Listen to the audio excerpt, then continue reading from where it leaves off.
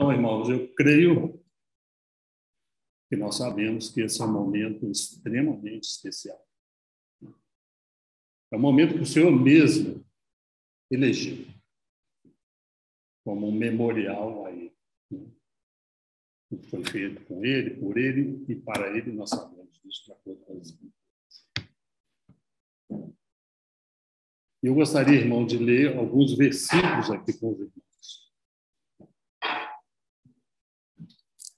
que falam sobre o nosso maravilhoso Senhor, Jesus Cristo. Em João, capítulo 1, versículo 1, no princípio era o Verbo, e o Verbo estava com Deus, e o Verbo era Deus. Nós sabemos que esse Verbo é o Senhor. Ele estava no princípio com Deus. Todas as coisas foram feitas por intermédio dele, e sem ele, irmãos, nada do que foi feito se fez. A vida estava nele, e a vida era a luz dos homens. A luz resplandece nas trevas, e as trevas não prevaleceram contra ela. Em João 1,18 diz que ninguém jamais viu a Deus. O Deus unigênito, que está no seio do Pai, é quem o revelou. Em 1 João, primeira carta de João, capítulo 1, versículo 1, diz assim: o que era desde o princípio, o que temos ouvido, o que temos visto com os nossos próprios olhos, o contemplamos e as nossas mãos apalparam por respeito ao Verbo da vida. E a vida se manifestou e nós temos visto, e delas damos testemunho e vos anunciamos a vida eterna, a qual estava com o Pai e nos foi manifestado. O que temos visto e ouvido, anunciamos também a vós outros, para que vós igualmente mantenhais comunhão conosco. Ora, a nossa comunhão é com o Pai, com o seu Filho Jesus Cristo. Estas coisas, pois, vos escrevemos para que a nossa alegria seja completa. Irmãos, nós temos que estar aqui com o coração inundado de alegria. Em Hebreus 1, capítulo 1, versículo 1, diz assim: havendo Deus outrora falado muitas vezes e de muitas maneiras aos pais pelos profetas, nestes últimos dias nos falou pelo Filho, a quem constituiu herdeiro de todas as coisas, pelo qual também fez o universo. Ele, que é o resplendor da glória e a expressão exata do seu ser, sustentando todas as coisas pela palavra do seu poder, depois de ter feito a purificação dos pecados, assentou-se à direita da majestade das alturas. Efésios 1:9, desvendando-nos o mistério da sua vontade, segundo o seu beneplácito que propusera em Cristo, de fazer convergir nele, na dispensação da plenitude dos tempos, todas as coisas, tanto as do céu como as da terra. Colossenses 1:15.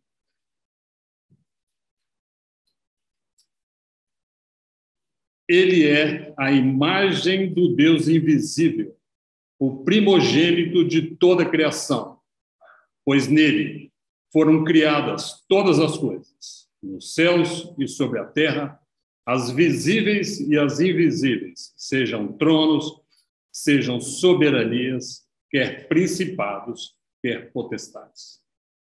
Tudo foi criado por meio dele e para ele. Ele é antes de todas as coisas. Nele, tudo subsiste.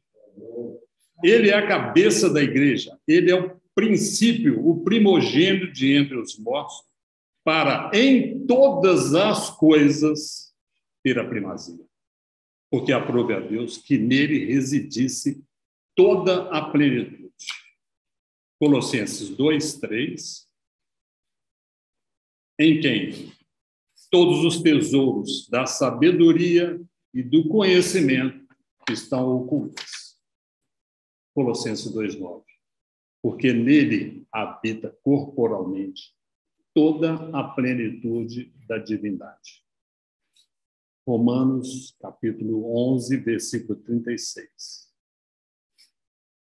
Porque dele, e por meio dele, e para ele, são todas as coisas.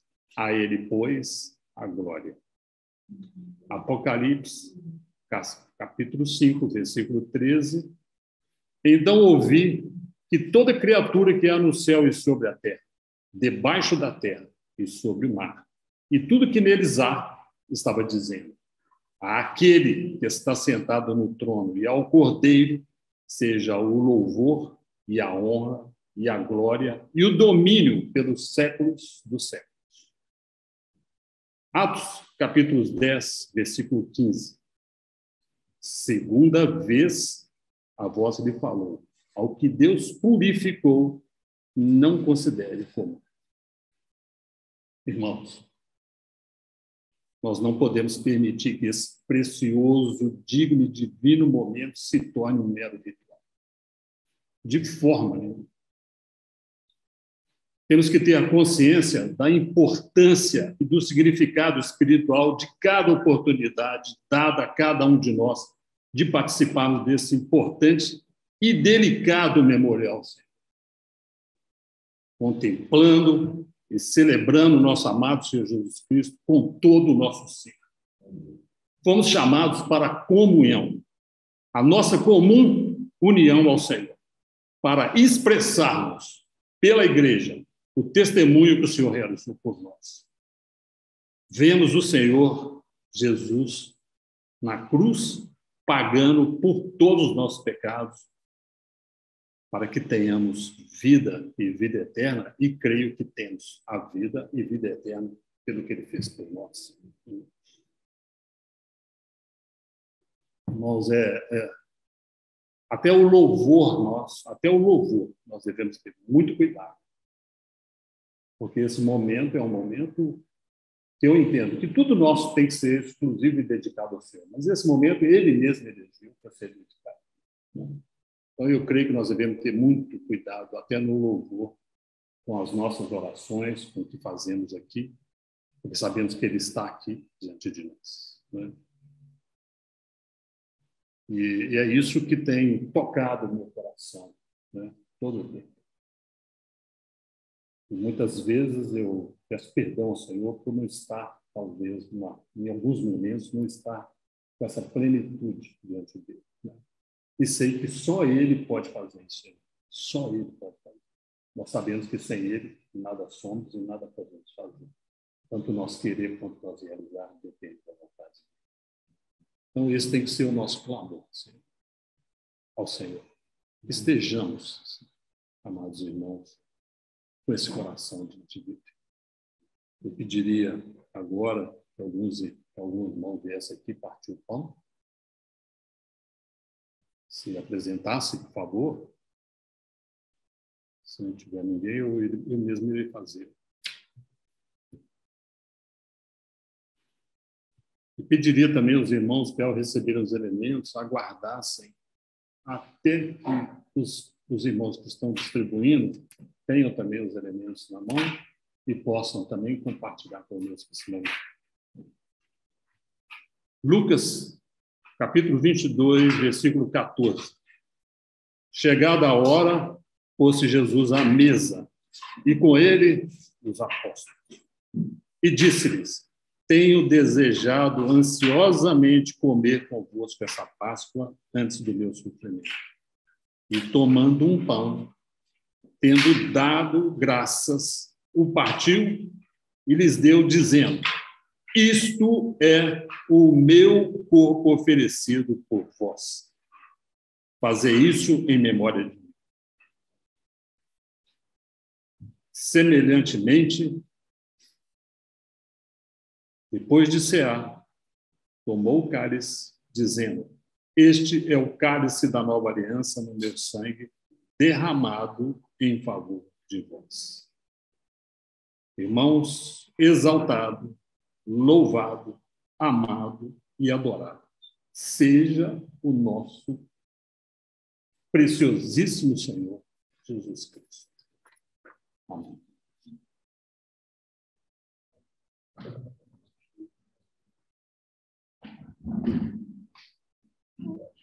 Os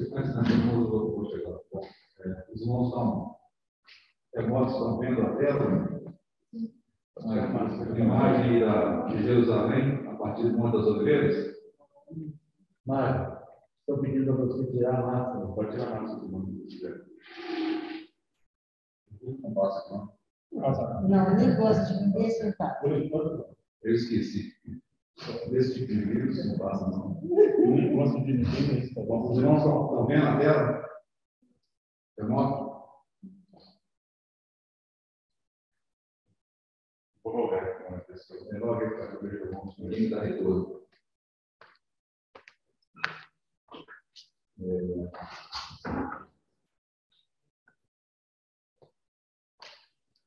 Na realidade, essa imagem que os irmãos estão vendo aí, ela é a partir, né, do Monte das Oliveiras.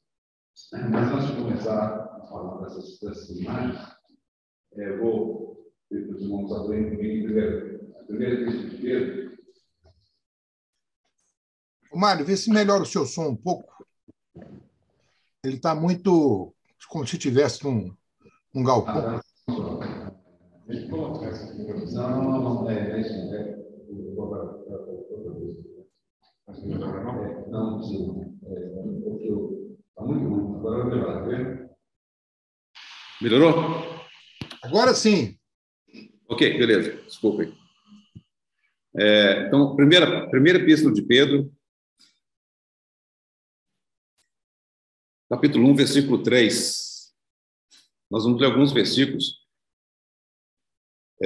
Bendito Deus e Pai de nosso Senhor Jesus Cristo, que segundo a sua muita misericórdia nos regenerou para uma viva esperança, mediante a ressurreição de Jesus Cristo dentre os mortos, para uma herança incorruptível, sem mácula e inacessível, reservada nos céus para vós outros, que sois guardados pelo poder de Deus, mediante a fé, para a salvação preparada para revelar-se no último tempo.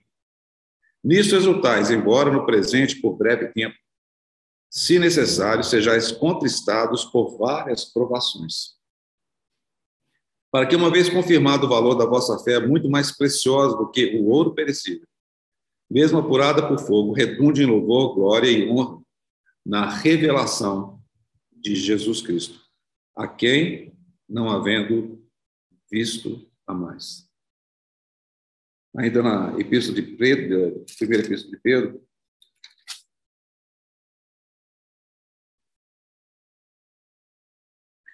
versículo 22, ainda no capítulo 1. Tendo purificado, versículo 22 do capítulo 1, tendo purificado a vossa alma pela vossa obediência à verdade, tendo em vista o amor fraternal não fingido, amai-vos de coração, uns aos outros, ardentemente.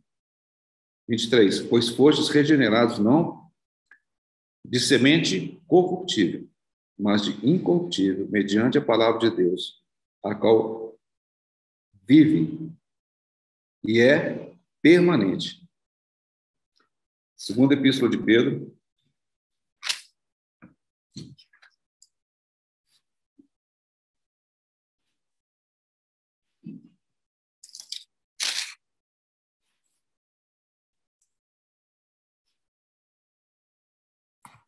no capítulo 1 ainda, da segunda epístola de Pedro, versículo 16.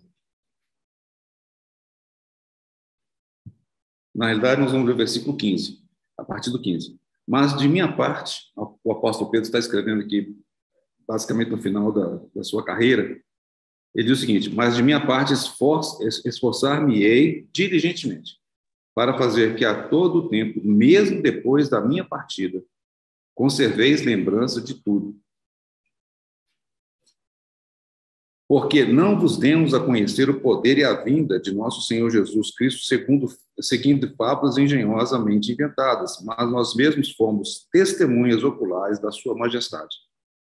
Pois ele recebeu da parte de Deus Pai, honra e glória, quando pela glória excelsa lhe foi enviada a seguinte voz: Este é meu filho amado, em quem me comprazo. Ora, essa voz vinda do céu, nós a ouvimos quando estávamos com ele no Monte Santo. Tendo assim, tanto mais confirmada a palavra profética, e fazeis bem em atendê-la, como a uma candeia que brilha em lugar tenebroso, até que o dia clareie a estrela da alva, nasça em vosso coração. Sabendo primeiramente isto, que nenhuma profecia da Escritura provém de particular estudação, porque nunca jamais qualquer profecia foi dada por vontade humana. Entretanto, homens santos falaram da parte de Deus, movidos pelo Espírito Santo. No Evangelho de Lucas,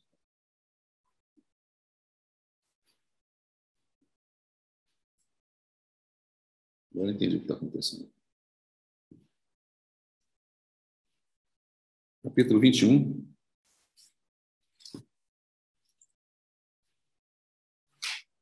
Versículo 29. Ainda lhes propôs uma parábola, dizendo: Vede a figueira e todas as árvores. Quando começam a brotar, vendo, sabeis por vós mesmos que o verão está próximo. Assim também, quando vides acontecerem estas coisas, sabei que está próximo o reino de Deus. Em verdade vos digo que não passará essa geração, sem que tudo isso aconteça. Passará o céu e a terra, porém as minhas palavras não passarão. Acautelai-vos por vós mesmos, para que nunca vos suceda que o vosso coração fique sobrecarregado com as consequências da orgia, da embriaguez e das preocupações deste mundo, e para que aquele dia não venha sobre vós repentinamente como laço, pois há de sobrevir a todos os que vivem sobre a face de toda a terra. Vigiai, pois, a todo tempo, orando, para que possais escapar de todas essas coisas que têm de suceder e estar em pé na presença do Filho do Homem. Vamos ter uma palavra de oração? Senhor, nós chegamos diante do Senhor e da Tua palavra, Senhor, como aqueles que de fato precisam e carecem de ouvir, Senhor, do próprio Senhor, aquilo que Tu tens a nos falar. Nós clamamos ao Senhor que o Senhor possa, por meio do Teu Santo Espírito, nos ungir. O Consolador que nos foi enviado, o Paráclito, Senhor, que nos foi enviado por Ti mesmo. Que Ele venha nos capacitar ao que fala e aos que ouvem. E mais do que qualquer outra coisa, Senhor, que o Senhor possa se agradar desse momento que estaremos juntos aqui. E que o Senhor realmente possa, Senhor, agraciando-nos com a Tua presença, fazermos enxergar, ver aquilo que de fato é necessário nos dizem que nós vivemos. Senhor, tantas coisas nos circundam, tantas notícias. Senhor, mas nós clamamos ao Senhor para que realmente o Senhor possa, pelo Teu Santo Espírito, ajudar a cada um de nós, auxiliar a cada um de nós, para que possamos, de fato, colocar os nossos olhos de maneira singular no Senhor. Senhor, nós nos encomendamos a Ti nessa noite, agradecidos, Senhor, pelo Teu grande amor para conosco, pela Tua misericórdia infinita, Senhor, pela Tua graça inacessível, Senhor, pela maneira tão preciosa com a qual o Senhor tem nos redimido e nos livrado da condenação que está nesse mundo. Senhor, nos entregamos a Ti mais uma vez, no nome precioso do Senhor Jesus. Amém. Essa foto que os irmãos devem estar vendo agora, né? Acho que é uma foto muito bonita, né? Eu acho. A menos aquela coisa dourada que está ali, né? Que realmente nos causa grande incômodo, né? Mas vamos tentar imaginar aqui que, de fato, como é que teria sido essa vista, ou essa visão, na época do Senhor. Certamente aquela cidade lá no fundo não existiria, né? E deixa eu ver uma coisa que se eu consigo encontrar. Nossa, eu não estou achando. O Spotlight, achei aqui. Spotlight. Parece, né? Então, assim, claro, toda essa região de Jerusalém que não apareceria, e o que a gente está vendo aqui, ó, é um muro, né, que circunda a cidade, e aqui exatamente está a Porta Dourada, né? Essa Porta Dourada é onde o Senhor Jesus vai entrar, né, no breve. Ela está fechada hoje, como vocês podem ver, né? Vocês devem saber que existem vários túmulos aqui que foram colocados por agentes que não são israelenses, porque eles querem impedir a entrada do Messias por aqui, né? Mas o Senhor vai entrar por aqui. E ele vai entrar por aqui, vai caminhar por aqui, ó, e vai entrar na porta, que deve ser a Porta Formosa, que fica mais ou menos aqui, olha. E aqui vai estar o templo.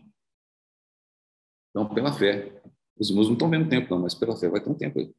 Certo? Quando o Senhor adentrar. Nós sabemos, é o que nós acabamos de ler, nós temos segura, firme a palavra profética, né?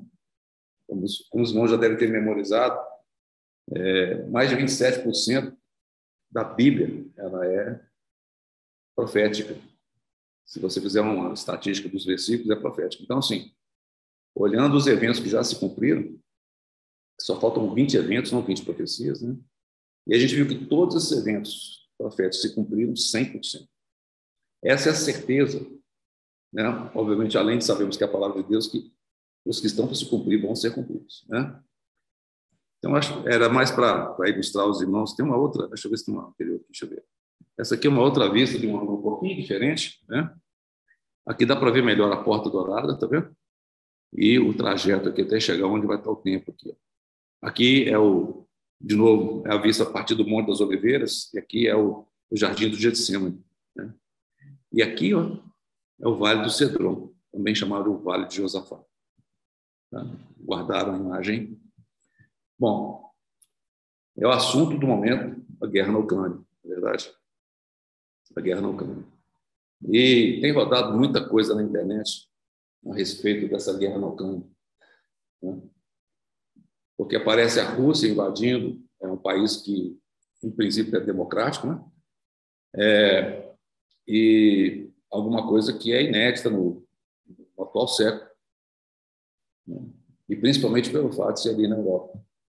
Em 45 teve a Segunda Guerra terminando, e esperava-se que nada mais acontecesse por ali, a não ser que todo mundo falava da Terceira Guerra Mundial. E muitos têm dito, talvez essa seja a Terceira Guerra Mundial. E eu gostaria de gastar um tempinho com os irmãos para poder tocar nesse assunto, que não foi um assunto que eu falei quando eu estava compartilhando sobre Mateus 23 e 24. Há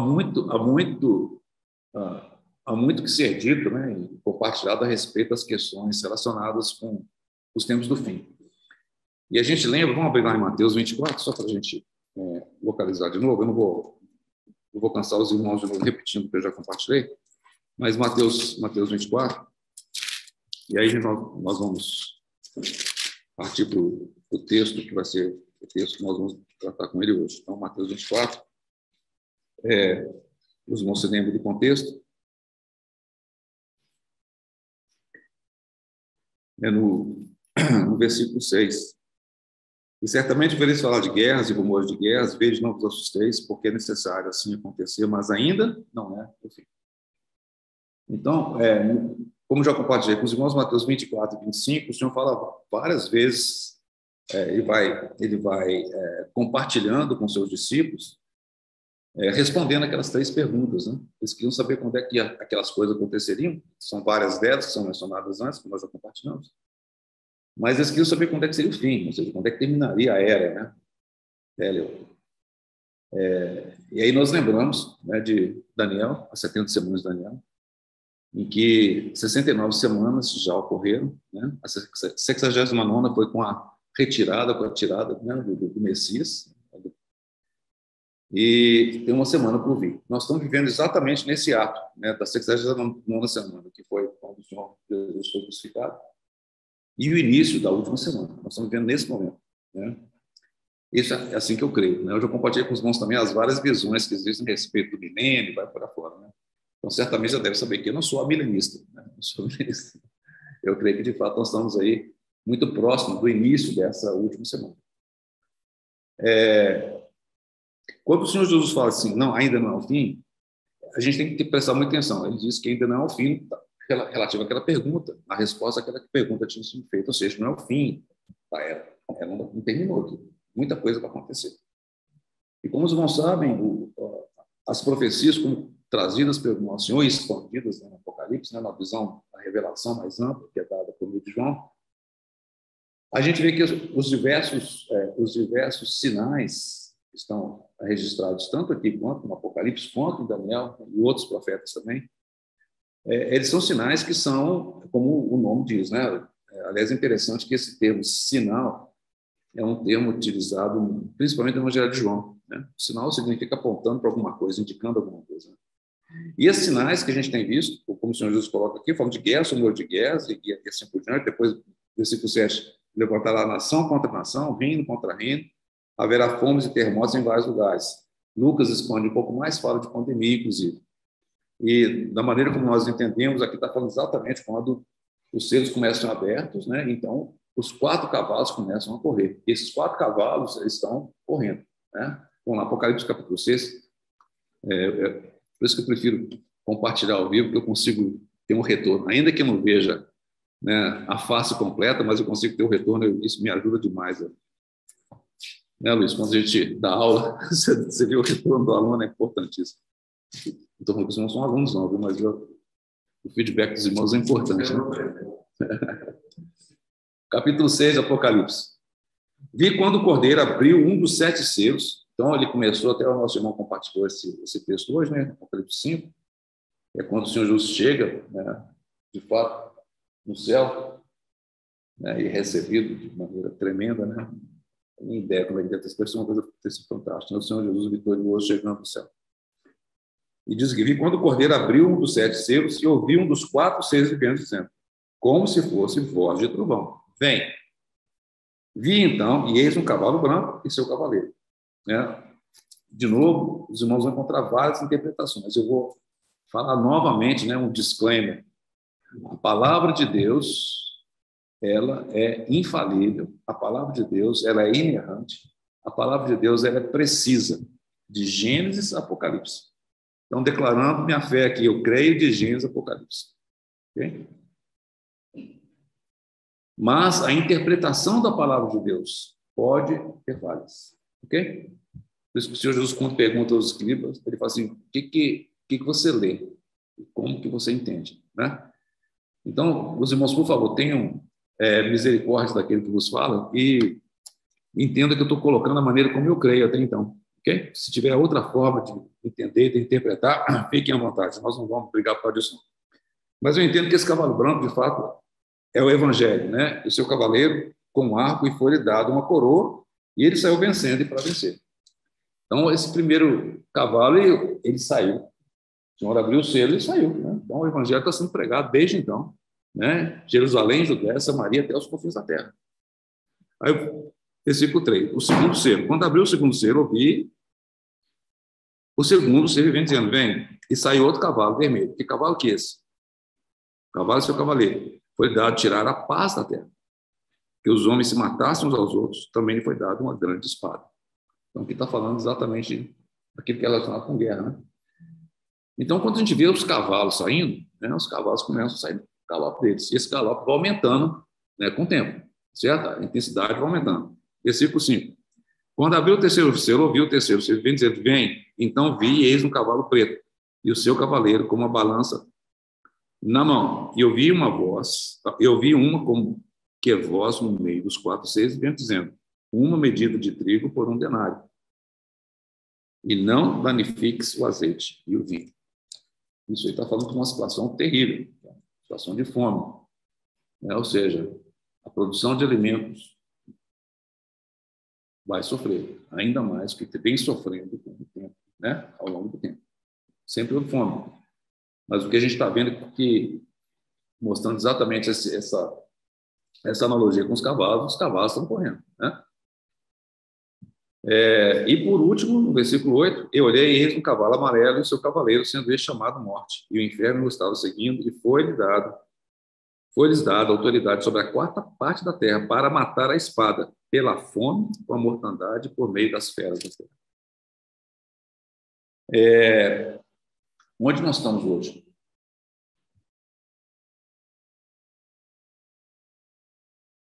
Então, aí,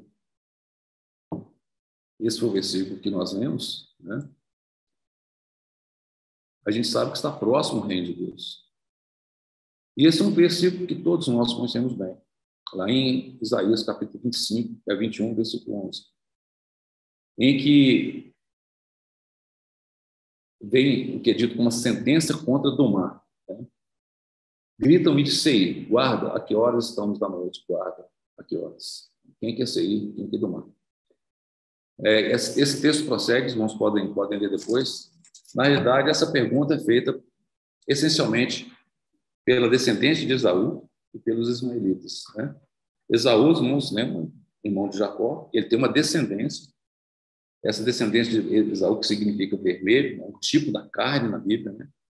Eles sabem que está acontecendo alguma coisa, eles não sabem o que é, eles estão pressentindo isso e eles têm que perguntar para quem, de fato, conhecia. E quem conhecia? São aqueles que têm a palavra de Deus, não.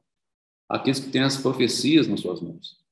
Ou, como assim dito, o povo do livro. Né? Os irmãos sabem que esses, assim que são conhecidos os judeus, né? O povo do livro, porque eles tinham livros, tinham a palavra de Deus. Daí que apareceu depois toda a questão da Torá, da...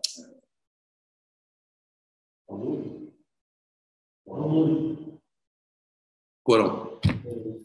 Então, entre aspas, para poder criar um paralelo, então aparece então o Corão, né? Na língua dos ismaelitas. Mas isso é muito importante porque a sensação de que algo está acontecendo está no mundo inteiro, não tem dúvida. Né? A gente estava basicamente num processo de pandemia que não terminou, né? E daqui a pouco vem estoura uma guerra lá na Europa. Né? Então, o mundo inteiro, mesmo os que não conhecem o Senhor, estão vendo que tem alguma coisa acontecendo. E aí os irmãos devem se lembrar que eu coloquei esse, do ponto de vista do ser humano, né? Cientistas, eles têm lá um relógio deles que eles acham quanto tempo nós estamos no final do mundo. E fim do mundo, de fato, é hecatombe, né? Sei lá, eles dizem que Estados Unidos e Rússia juntos têm condição de acabar com o nosso planetinho aqui 16 vezes. Explode, acaba uma vez, explode, acaba outra, não 16 vezes, é muita coisa. No início do ano de 2022, estava dizendo que eram 100 segundos. E a maneira que esse relógio ele anda é essencialmente por causa de riscos, né, nucleares, certo? Então, assim, a gente está vendo o que está acontecendo. Os irmãos devem... Acho que todo mundo aqui é especialista em Ucrânia hoje, né? Na guerra da Ucrânia, o que está acontecendo. Todo mundo é especialista. Mas todo mundo está vendo. Né? Ali tem uma usina nuclear, termonuclear, que é a maior da Europa. Muito próximo de Chernobyl, não é muito longe, não. Chernobyl. E alguns dizem que, de fato, houve um bombardeio ali próximo. Alguns falaram que aquilo foi simplesmente um sinalizador. De novo, a gente está vendo a batalha dos diversos discursos, né? De novo, para onde que a gente vai olhar? Para aqui, ó. Esse livro aqui.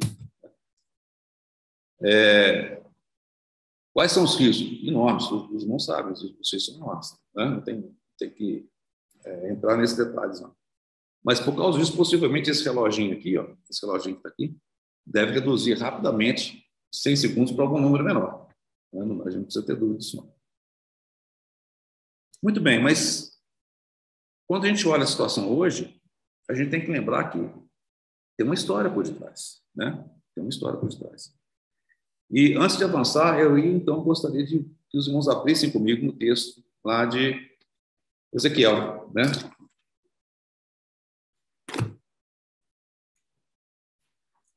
E a pergunta que muitos fazem é: essa batalha que está sendo travada ali é o Armagedon?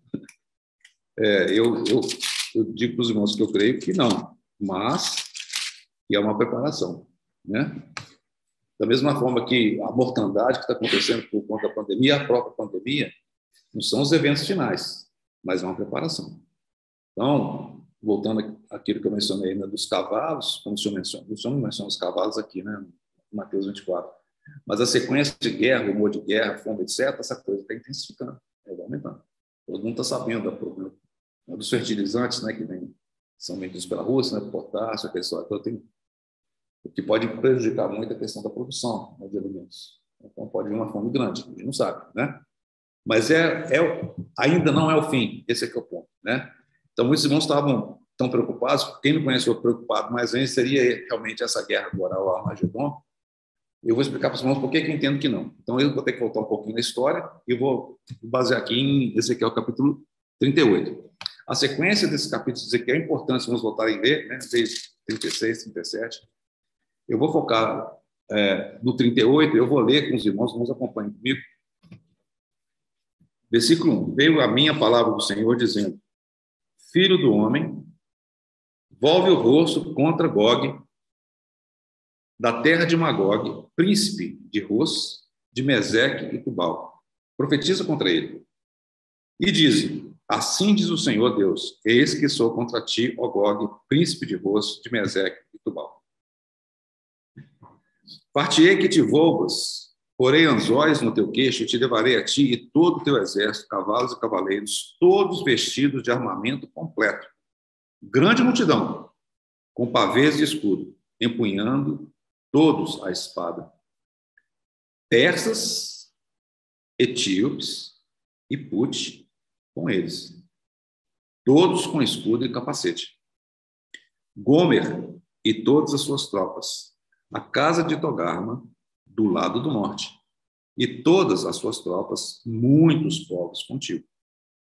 Prepare-te, sim, disponte tu e toda a multidão do teu povo que se reuniu a ti e serve-lhe de guarda.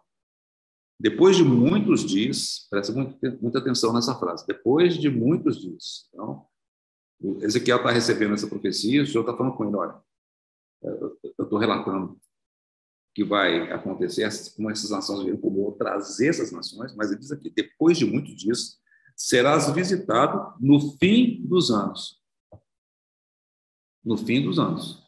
Então, está falando que vai ser no fim da era, é isso?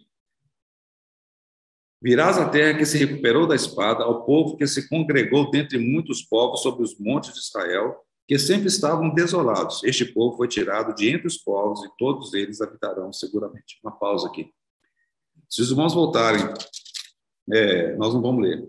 O capítulo 37 fala exatamente aquela visão que teve do vale de ossos secos. Então, essa profecia fala de como, de fato, Judá, Israel, vai ser, então, restaurado.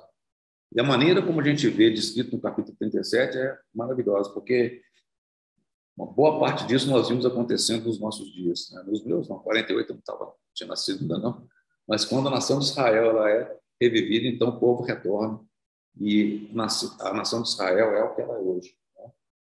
Nem todos voltaram.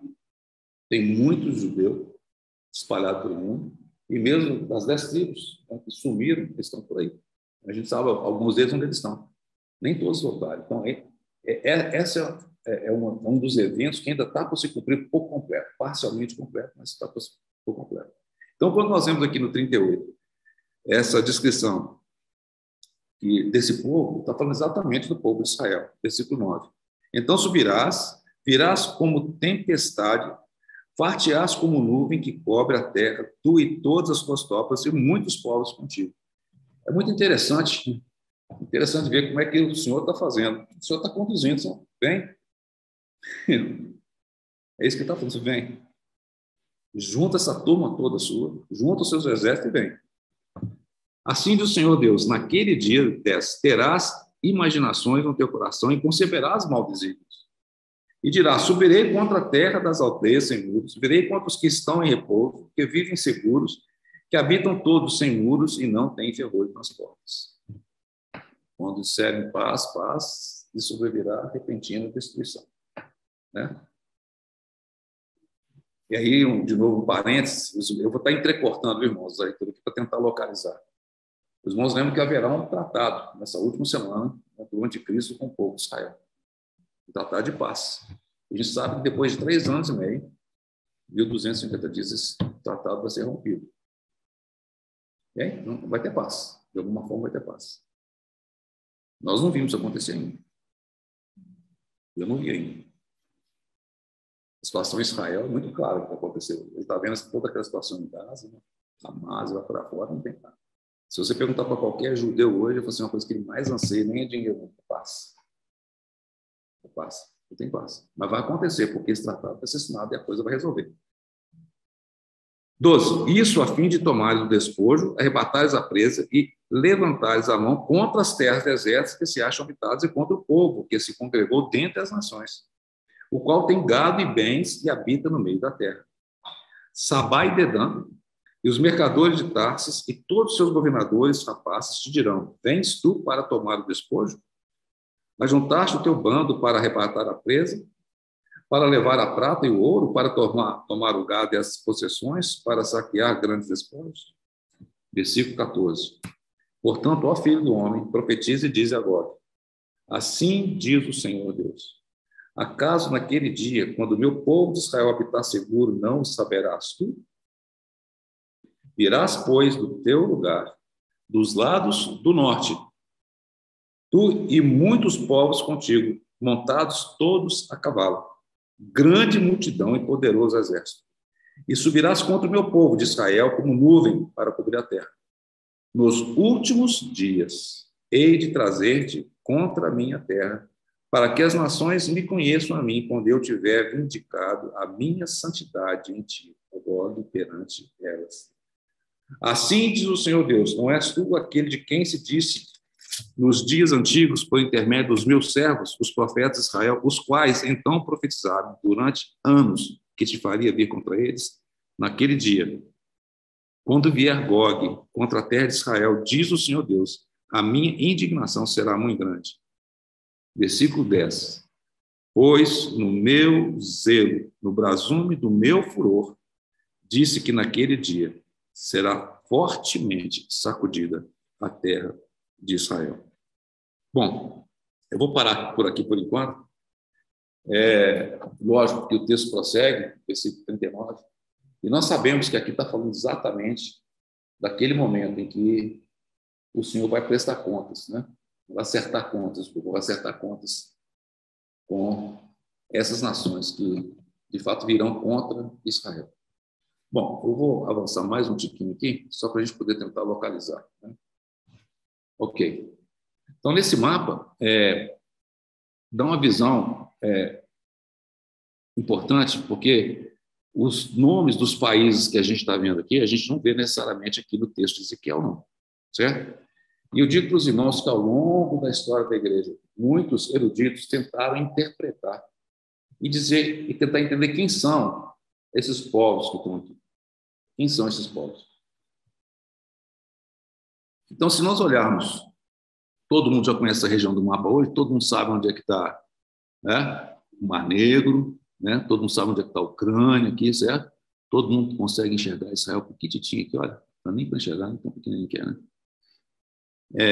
E você vem a Arábia Saudita, e o mais importante, você tem Iraque aqui, você tem Irã aqui, certo?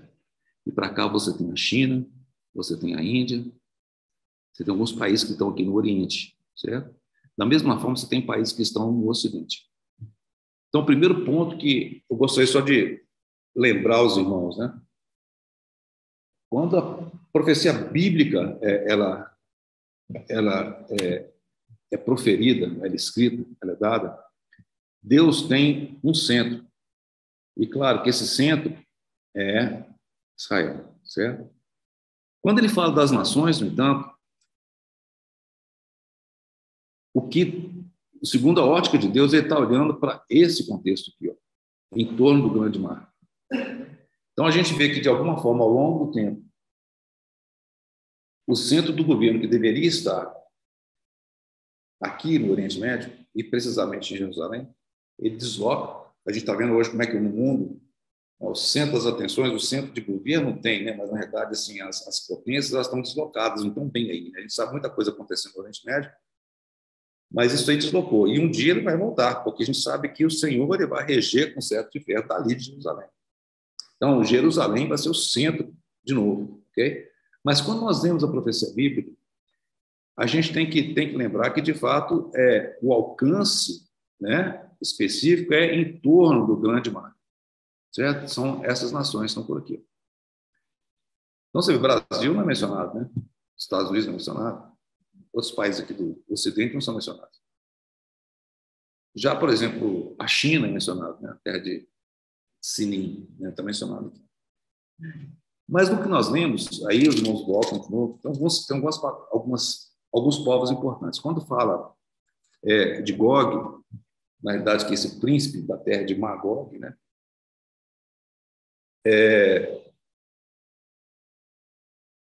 Alguns eruditos, eles dizem de maneira taxativa que, de fato,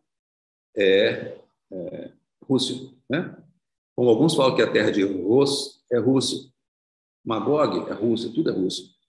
Na realidade, é um pouquinho diferente disso. Tá? Na realidade, quando fala de Gog, se refere a um império que veio muito tempo, eu vou mostrar a foto, a imagem desse império daqui a pouquinho, dos Citas, que ficava na parte norte, aqui na parte norte, nessa região norte aqui, eu vou mostrar a imagem daqui a pouquinho, do Mar Negro, do Mar Cáspio, habitava por aqui, que é exatamente onde habitam esses países hoje, né? Lembrando que nessa região aqui, a influência é eslava, não é germânica, e vocês vão entender por que eu estou falando isso. Mas de onde é que veio isso? De onde é que vieram esses nomes?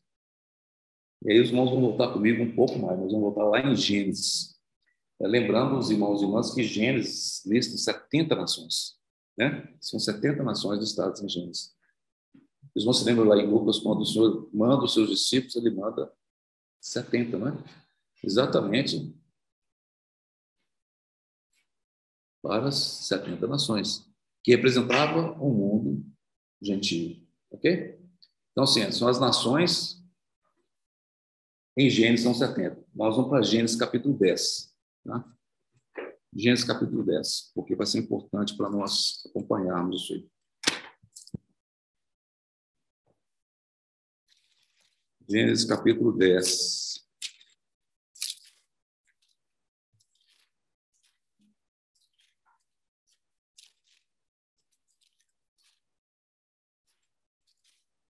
Aí nós vamos ver a origem dessas coisas. Aí fala das gerações, ou das genealogias, né? Dos filhos de Noé. Então, são os 3 filhos de Noé, Sem, Cão e Jafé. E nasceram-lhes filhos depois do dilúvio. Agora, presta atenção quais são esses filhos. Versículo 2. Os filhos de Jafé são Gomer, Magog, Madai, Javã, Tubal, Meseque e Tiras. Ok? Então, eu começar a identificar aí, né? Certo? Esses são os filhos de Jafé. Claro, e depois fala, bem, os filhos de Gomer são, e vai para fora. Askenaz, Rifat e Togarma. Versículo 6. Os filhos de Cã, ou de Cão, são Cuxi, Mitzraim, Put e Canaã.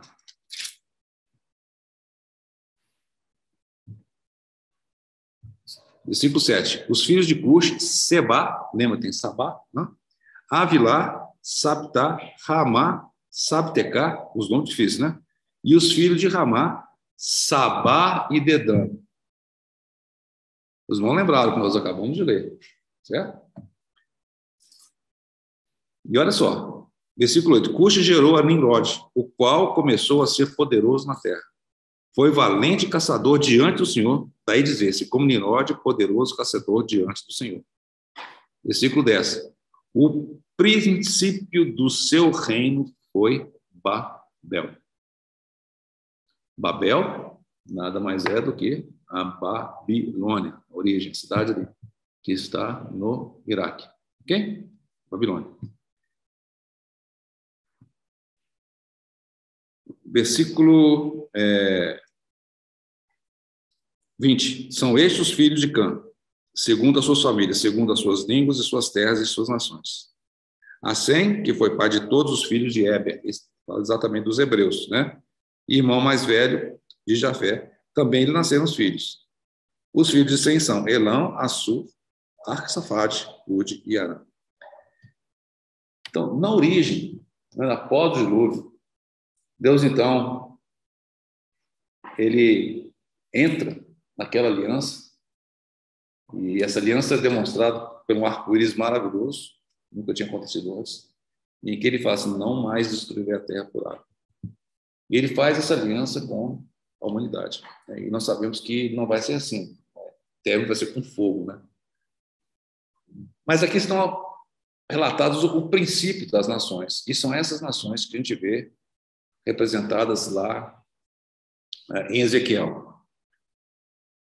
E por que isso é importante? É importante porque nós temos que lembrar, e eu vou tentar ajudar os irmãos a lembrar disso, daquele sonho que Nabucodonosor teve, da grande estátua. Onde estava, então, estava definida a história da humanidade. Os irmãos se lembram daquele sonho?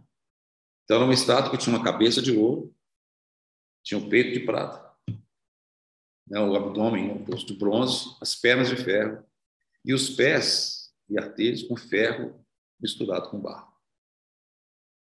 Então, historicamente, a gente sabe que essa profecia, na realidade, por meio de Nabucodonosor, esse pode um sonho, por Nabucodonosor foi uma profecia. Descreve como é que toda a humanidade se desenrolou ao longo daquele tempo. E os irmãos se lembram que, a gente está vendo, inclusive, nessa imagem, foi exatamente o Império Medo-Persa que conquistou a Babilônia. Então, vamos trazer isso para a linguagem de hoje, né? Babilônia, Babel, Iraque. Império Medo-Persa, Irã. Obrigado, professor. Eles se confrontaram pela primeira vez aí, 539 a.C. Foi o primeiro encontro dessas duas potências. Na época eram potências, né? Claro, tem todos os detalhes de como esses impérios se expandiram, a área que eles ocuparam, nós já falamos sobre isso. Mas observa que em 1981, aproximadamente, não é isso? A gente vê o próximo encontro, em que, de novo, aí você tem um embate entre Irã e Iraque, lá atrás, 1980 e poucos. Aí, depois a gente lembra o que aconteceu. Aconteceu a Guerra do Golfo, né? A Guerra do Iraque, aquela história toda. Mas é interessante ver como a profecia de Deus era precisa. Se você contar o número de anos entre 539 a.C. e 1981, quando as potências, essas mesmas potências, entram em choque novamente, são exatamente 2.520 dias, não é isso? Fiz conta assim, como na profecia. É muito preciso. Aí aquele versículo que o Senhor fala, para nós prestarmos atenção na figueira, nisso, e nas demais árvores. Então, as demais árvores, como nós já compartilhamos, não sabem, falam das diversas nações, os diversos impérios que são revividos. Então, a gente viu o renascimento do Império Babilônico, na época do Saddam Hussein. Acho que vocês devem se lembrar, né? Nós vivemos esse período, a gente achei que está muito próximo ali, né? Eu imaginei que, de fato, o Irã fosse avançar muito mais do que foi, mas, de qualquer forma, ficou marcado ali o ressurgimento desse Império Babilônico. E da mesma forma, a gente vê que o Irã ressurgindo com toda a força. Inclusive, os irmãos têm acompanhado, né, todo o processo deles quererem, de fato, ter o armamento nuclear, né? Ficou evidente agora, se você não tem armamento nuclear, você está sujeito a ser invadido, né? Não estou defendendo ter armamento nuclear, não. Entenda bem.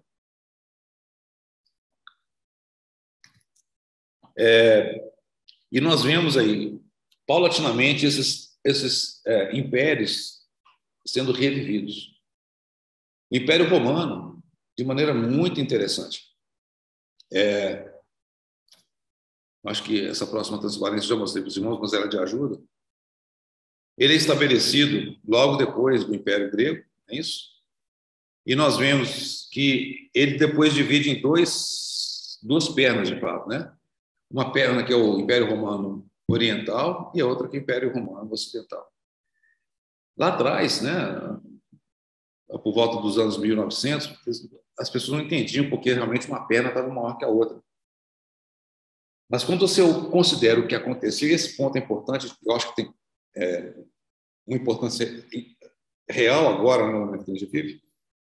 Se você considerar o Império Romano Ocidental, ele foi, de fato, o Império Romano foi sucedido, no caso do Ocidente, pelo Sacro Império Germânico, né? E ele conclui, então, em 1918, Primeira Guerra Mundial. O outro lado ele teve um desdobramento igualmente interessante, em que você tem o Império Otomano. Aí eu, de novo, vou puxar pela memória dos irmãos, não tem muito tempo, na idade de 2014, de maneira sorrateira, em meio às preparações para a Copa do Mundo, não é isso? O ISIS, de repente, toma uma área no Oriente Médio do tamanho da França, dizendo que eles, de fato, vieram para poder estabelecer o califado, portanto, ressurgir como, de fato, era o desejo do Bin Laden, o Império Otomano, a glória que eles tiveram no passado. Eu observo como é que essas coisas estão totalmente relacionadas. Então, por um lado, o Império Romano Ocidental, e do lado oriental, o Império Romano, o Império Otomano, que é, de alguma forma, sobreposto com o Império Russo. E observa que o termo utilizado para o seu dirigente máximo, como no Império Romano era César, no Império Russo era Tsar. Certo? No caso da Alemanha, Kaiser. Não tem nada a ver com a cerveja. Certo? Tsar e Kaiser. Os dois terminam exatamente em 1918. Assim, as duas pernas têm exatamente o mesmo comprimento. E aí nós chegamos na fase dos pés e dos arteiros. Não é? Mas por que aquele versículo de Lucas é importante? De alguma forma, é como se esse império, né, a gente entende de alguma forma o Império Romano ele vai retornar, não como Império Romano, mas o ressurgimento dele, muito claramente, pelo menos para mim, o que está acontecendo no mercado comum europeu, na própria Europa, né, que dali que vem. Certo? Da mesma forma agora, o Império Romano Oriental, né, com o poderio da Rússia. Os irmãos percebem como, de alguma forma, aconteceu algo inesperado? Em 89, quando o Muro de Berlim é derrubado, a União Soviética ela é desmantelada, né? Acontecem, é claro, tudo tem a ver com o que está acontecendo hoje também, mas Rússia, eu sempre falo Bielorrússia, hoje como é que fala mesmo? Belarus, Belarus. Tem lá o Pacto de Varsóvia. Esses blocos, de alguma forma, estão por ali. Em 1990, eles se reúnem e assinam um tratado conjunto dizendo que ninguém mais ia ocupar ninguém mais ia entrar na terra de ninguém. Estava assinado o tratado, então os países da OTAN mais o Pacto de Varsóvia se entram juntos, assinam um documento que a gente está vendo que não valeu de nada hoje. Um pedaço de papel que não foi, de forma alguma, honrado. E aí você vê que, de fato, o poderio russo ele aparece de novo. Né? Então, mais uma forma de a gente ver que, de alguma forma, esse Império Romano está tomando forma. O ressurgimento desse Império Romano está tomando cada vez mais forma. Quando apareceu no mercado como europeu, muita expectativa. Né? No princípio, eles tinham exatamente 10 bandeiras na frente da sede, lá em Bruxelas. Tem a ver com os 10 dedos, né? Os 10 arteiros dessa estátua. Né? Não sabemos exatamente, não estou dizendo que serão, quais serão esses 10 países, mas, de qualquer forma, em linhas gerais, a gente está vendo a coisa tomando forma. Então, esse é o ponto que eu queria trazer para os irmãos. Essas coisas têm tomado forma. Né?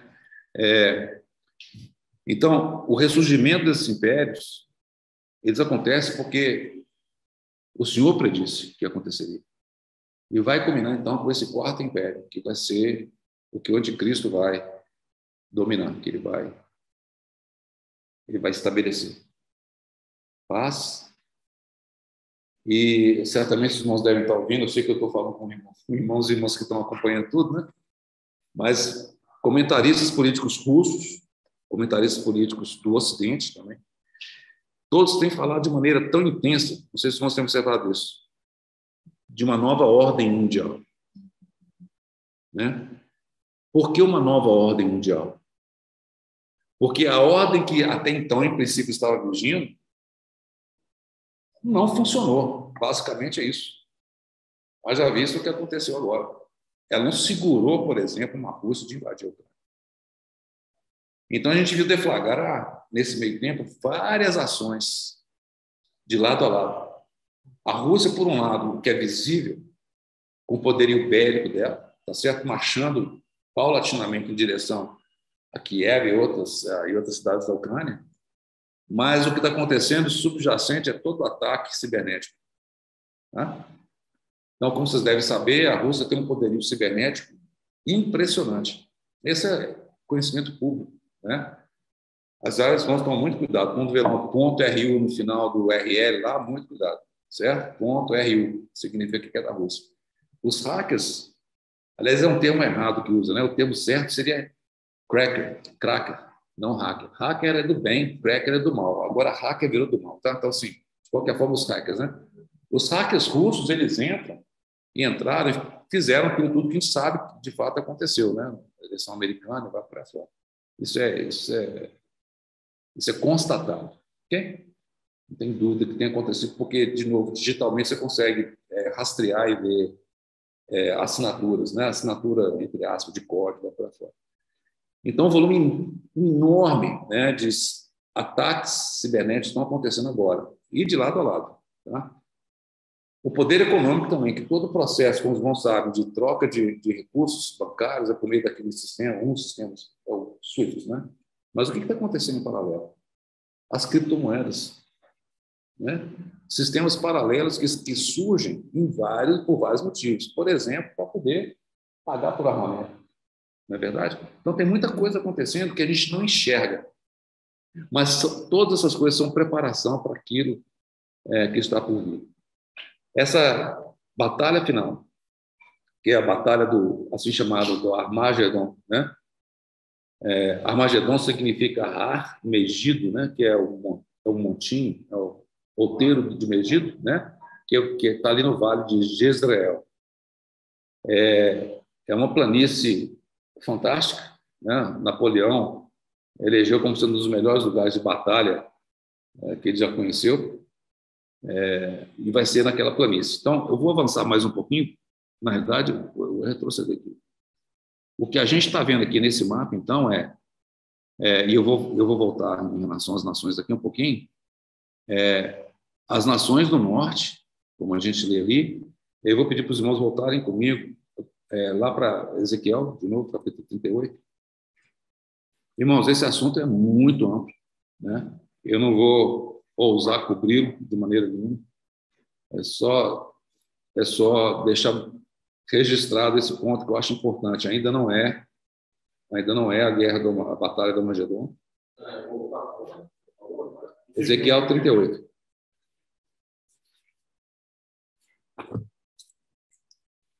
Existem outros textos também que Jeremias, Ezequiel 38, eu não estou dificuldade de achar. Então, quando falo dessas nações aqui, Gog, da terra de Magog, a gente está entendendo, de fato, que vem aqui do norte. Vamos ver só o nome das nações aqui, da maneira como eu tenho visto, de novo, estou falando tanto eu, né? Os irmãos podem discordar, certo? Mas daquilo que eu já estudei. Então, quando fala Magog, né, da terra de Magog, deixa eu avançar aqui um pouquinho. Exatamente essa região, tá vendo? Os irmãos estão reconhecendo aqui, Mar Negro, Mar Cáspio, tá vendo aqui Arábia? Deu para entender o mapa? Tá? Aqui a Arábia Saudita, Israel está aqui escondidinho, né? Península do Sinai, né? Egito, vai para fora. Então aqui, a Sítia, essa região da Sítia, quem eram esses? Eles são de origem, e a fala deles, inclusive, é a mesma, é uma fala derivada, ou vice-versa, do Farsi, que é aquilo que é falado no Irã. A origem deles é essa, não é nenhuma outra, não, certo? Então, eles têm essa influência. Né? Como você sabe, aqui está o Irã, Teherã está por aqui. Então, a Sítia é essa região aqui, era essa região, e aqui era a parte. Certo? Existem outros mapas que podem trazer mais detalhes, inclusive a gente vai identificar vários daqueles locais onde o apóstolo Paulo esteve, né, são nomes que hoje não são mais comuns para a gente. Então, basicamente aqui seria então a região que se refere a Gog. Então, Gog é de origem, são citas, tá certo? Magog, Gog, que é o príncipe da terra de Magog. Magog é a terra de Gog, né? Magog, é isso aí. Aí fala de Mesec e Tubal. Alguns dizem que entendem que Rus seria Rússia, mas acontece que Rússia aparece muito depois na história. Né? Esse nome Rus não significa necessariamente que é Rússia, ok? Aí vamos descer. Aí fala Meseque e Tubal, a gente já viu a origem deles, e fala lá para baixo. Olha.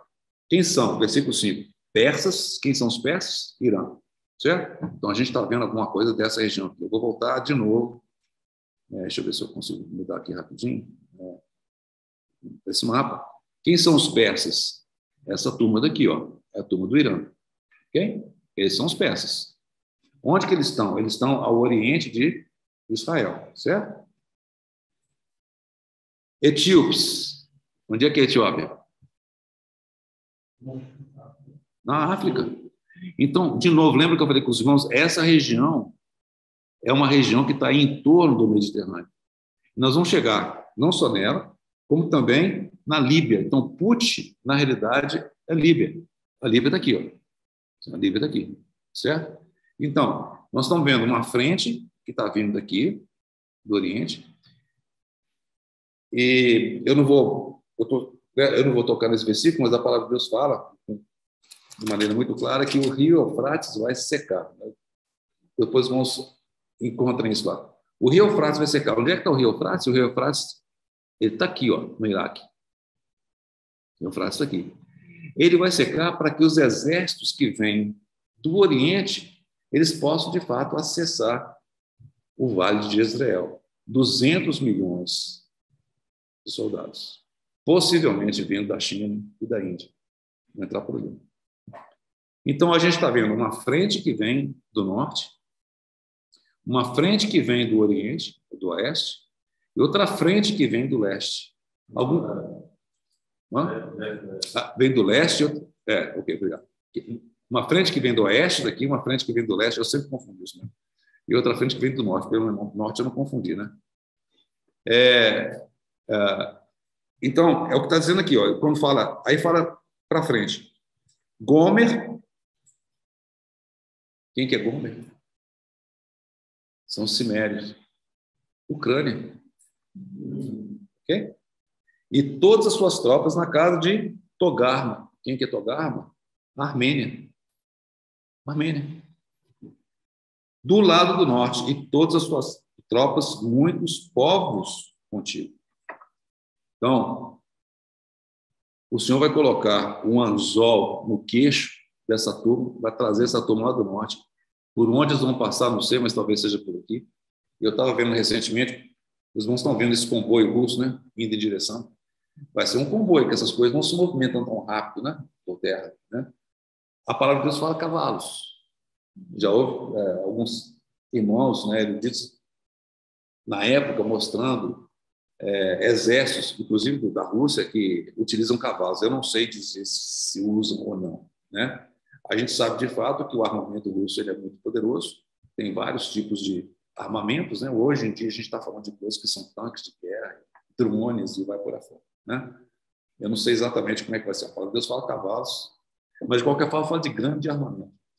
E recentemente, eu tive acesso a 2 sites em que falam, de fato, que mercenários vindo da Síria, porque os irmãos devem se lembrar que a Rússia apoiou a guerra na Síria, lembra disso?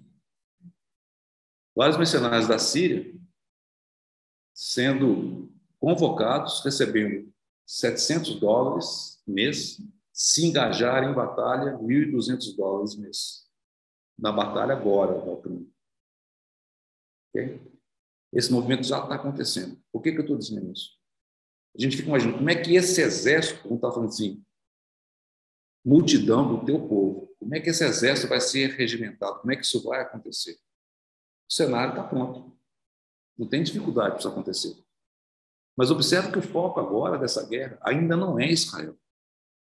Israel está no fio da navalha. Ele tem relacionamento com a Rússia. E, claro, tem relacionamento com o Ocidente. Ele está no fio da navalha. E a preocupação de Israel, os noticiários israelenses têm reportado o seguinte, a preocupação deles é o seguinte, eles estavam com muita antecipação para a invasão, que de fato aconteceu.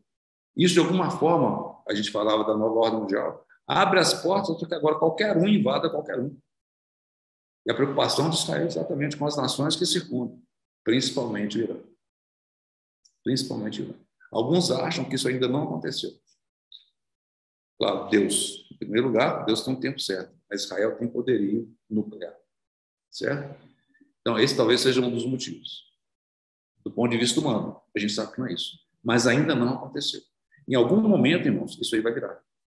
Ou seja, essa turma toda vai descer daqui, vai vir lá do leste e vai vir do oeste. Alguns trechos falam de Tarsis, né? Lembrando de Jonas. Tarsis, em princípio, seria um local aqui na Espanha. Então, assim, dando a ideia que, de fato, o bloco europeu vai vir junto também. Ok? Bom, eu tinha algumas coisas mais para poder falar aqui, mas acho que isso aqui já é suficiente. Acho que já deu para os irmãos entenderem. E só para concluir, a gente localizar, deixa eu ver se eu acho aqui essa transparência. Onde que ela está? Aqui. Só lembrando, né? Os irmãos lembram que a gente já compartilhou sobre isso. Quando a gente fala, então, da última semana, então, eu creio que nós estamos por aqui, assim, ó, bem pertinho, está bem pertinho. O apóstolo Pedro nos faz lembrar. A gente tem que estar vigiando. Está pronto. É muito difícil. E eu falo desafio para todos nós, né? Eu ainda estou trabalhando, né? Eu não aposentei, não. Mas nós que temos envolvimento no nosso dia a dia, com tantas coisas, como, de fato, o inimigo quer sempre tenta nos desviar a atenção, né? E é um desafio para nós hoje. Para quem vive dessa, sabe como é complicado, para a gente, de fato, manter os nossos olhos no alto, né? É o que o inimigo quer. E nós precisamos disso, nós precisamos uns dos outros, do encorajamento mútuo para que nós possamos, de fato, cooperarmos com o Senhor e cooperarmos com os outros, na espera do nosso Senhor. Porque a vinda dele, como diz ali, ele virá como ladrão. A primeira vez o Senhor virá como ladrão. Então, eu não estou esperando ver essa guerra acontecer. Eu não espero ver isso acontecer, porque eu espero ter sido arrebatado. Né? Porque essa guerra ela vai acontecer aqui, ó, logo antes da vinda visível do nosso Senhor. Ele virá, e Zacarias fala que ele pousará o seu pé sobre os montes das oliveiras. Ele vai fendir em dois, que vai ser a grande saída para os judeus. Eles vão conseguir fugir e ser livrados do massacre. E como os irmãos devem se lembrar, lá em Apocalipse 19, Apocalipse 16, que falam dessa batalha, vai ser uma coisa horrível. Ezequiel 39 fala que são 7 meses que Israel vai gastar para sepultar os corpos dessa batalha. 7 meses. Vamos imaginar? Esse vai ser o tamanho da carnificina. Eu sei que o termo é o que vai acontecer nessa batalha do Armagedon, que está por vir. E deve acontecer nesse momento aqui, no finalzinho dos 7 anos, da última semana. Aí, então, o fim chegou.